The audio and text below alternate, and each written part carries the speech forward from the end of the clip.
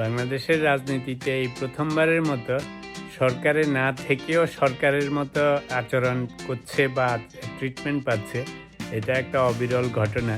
সেটা হচ্ছে বিএনপি এবং তারেক জিয়াকে নিয়ে। তো স্বাধীনতার পর থেকে আজ পর্যন্ত মনে হয় এরকম ঘটনা ঘটে নাই যে আন্দোলনের পরে বিভিন্ন পার্টি থাকা সত্ত্বেও এক পার্টিকে এরকম অলমোস্ট সবাই ধরেই নিয়েছে এখন যে বিএনপি ক্ষমতায় যাচ্ছে এবং তারেক জিয়া যেন প্রাইম মিনিস্টার হয়েই আছে। তো তারেক জিয়া দেশে আসার পর থেকে যেভাবে সরকার, বিভিন্ন দল, মত নির্বিশেষে সবাই যেরকম ট্রিটমেন্ট দিচ্ছে, তাতে কোনো সন্দেহ নাই এখন। সবাই ধরে নিয়েছে যে he is going to be the next prime minister, right? তত্ত্বাবধায়ক সরকার তো না, ইন্টারিম গভর্নমেন্ট।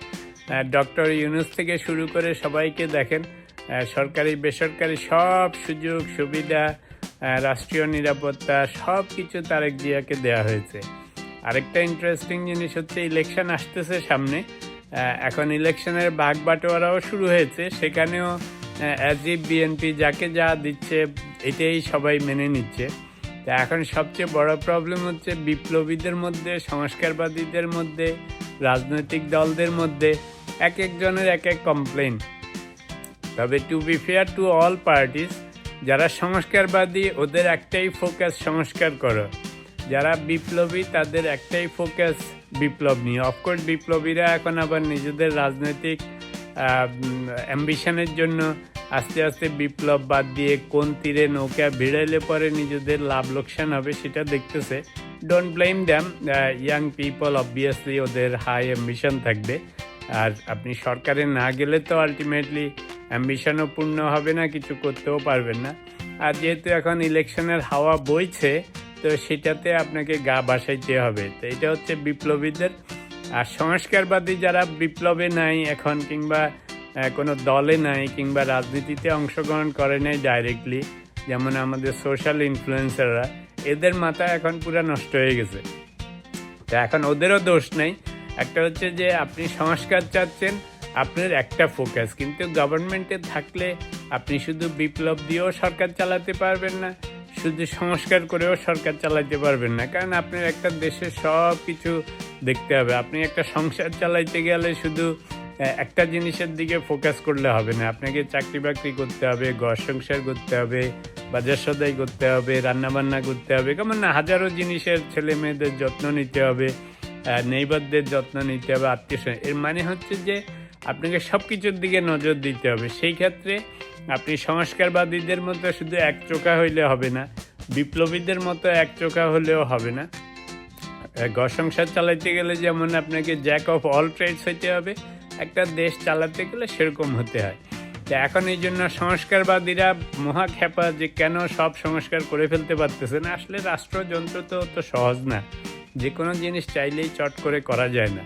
আমি বলছি না যে ওদের করা উচিত হচ্ছে না, কিন্তু it's not that easy either. আইন কানুন, প্রশাসন, দেশীয়, রিজিওনাল, ইন্টারন্যাশনাল নানা রকমের স্বার্থ, নানা রকমের ফোর্সেস আছে, ফলে ইটস নট ইজি। তো সংস্কারবাদীদেরও দোষ নেই যে এত যুদ্ধ করে দেশ নতুন করে আবার স্বাধীন করলাম, সংস্কার কোথায়? আর বিপ্লবীদের এখন ওরা নতুন অ্যাম্বিশন নিয়ে নেমেছে, ওদেরও দোষ নেই। আর তারেক জিয়া দেশে আসার আগ পর্যন্ত কিছু স্পেকুলেশন ছিল, আনসার্টেনিটি ছিল, ইলেকশন হবে কি হবে না, জামাত ক্ষমতায় যাবে কি যাবে না, এনসিপিরা কি করবে, বিএনপি আসলেই মানুষ ভোট দিবে কি না, সমস্ত চাঁদাবাজি হ্যান ত্যান বলে ওদের উপর মানুষ খেপা ছিল। কিন্তু interesting enough, as soon as Tarique Zia came back, সমস্ত কিছু পাল্টে গেছে। এখন সব ফোর্সরা ধরেই নিছে অ্যাজ ইফ বিএনপি পাওয়ারে যাচ্ছে এবং তারেক জিয়াই প্রাইম মিনিস্টার হচ্ছে। ইভেন এনসিপি তো অলমোস্ট কনসিড করেছেই, ডেফিনেটলি জামাতও মনে হচ্ছে কনসিড করেছে। রিসেন্টলি ওদের কথাবার্তায় বলতেছে ওরা ইলেকশনের আগে পরে বিএনপির সাথে বসবে, আলাপ আলোচনা করবে সরকার গঠনের জন্য, এটা সেটা।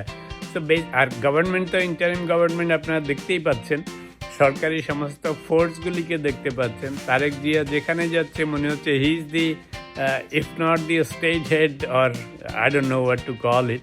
I'm not for or against, I knew it. আমি এই জন্য সবসময় বলেছিলাম গত 1.5 বছর ধরে যে তারেক জিয়াকে যদি বিএনপির হাল ধরতে হয় দেশে আসতে হবে।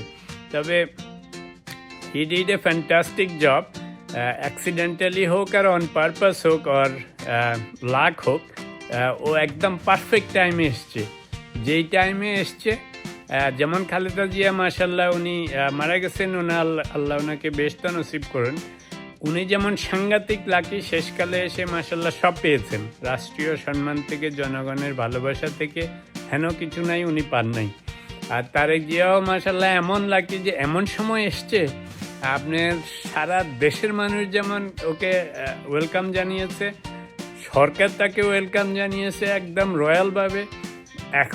এখন তো ইলেকশনের আগেই মনে হচ্ছে ইলেকশন হয়ে গিয়েছে। বাংলাদেশের ইতিহাসে এরকম ঘটনা ঘটে নাই যে ইলেকশন হবে আর এক পার্টি বা এক নেতাকে অলমোস্ট সবাই কনসিড করে নিয়েছে, রাইট?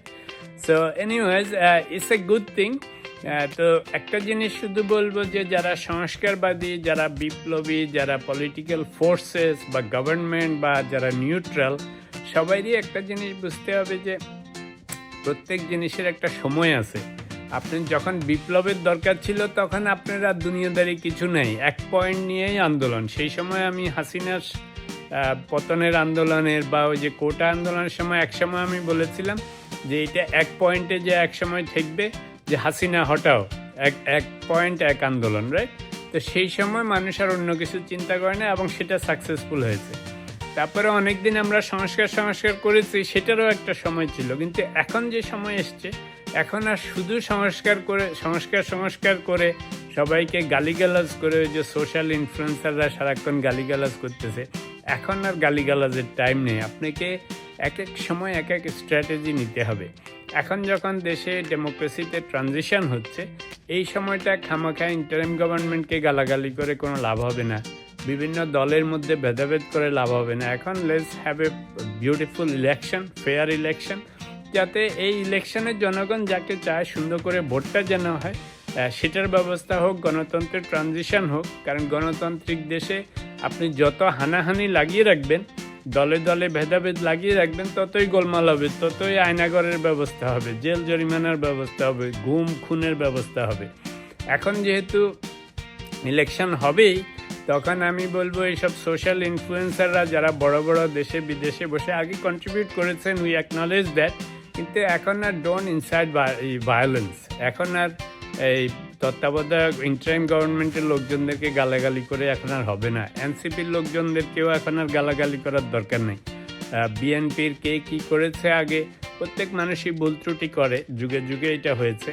এখন যেহেতু আমরা ডেমোক্রেসিতে ট্রানজিশন হচ্ছে, let's support everyone, let's try to have a fair election, let's try to have a democratic government and that keep an I on them, make them accountable.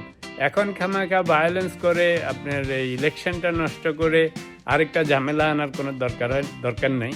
তো এখন যে অবস্থায় আছে, এই সময় এক আন্দোলন, সংস্কার, বিপ্লব এসব হাবিজাবি কথা বলে আর এখন হবে না। এখন ইলেকশনের সুবাতাস বইছে, এখন ইলেকশনের ব্যবস্থা করেন, নতুন গভর্নমেন্ট আনেন, ডেমোক্রেটিক গভর্নমেন্ট, তারপরে আবার অর্গানাইজ করে এদেরকে সোজা রাখার চেষ্টা করেন। সেই তারেক রহমানই হোক, জামাতের আমির হোক, বা whoever it is in the government or state head, এদেরকে সোজা রাখার চেষ্টা করতে হবে, কেমন না?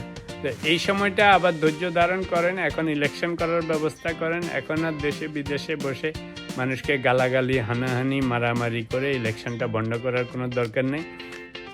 এখন যেটা হচ্ছে দেশে সেটা করেন। এখনকার দাবি হচ্ছে ইলেকশন হওয়া, সুন্দরভাবে হওয়া, সুন্দর একটা গভর্নমেন্ট পাওয়া।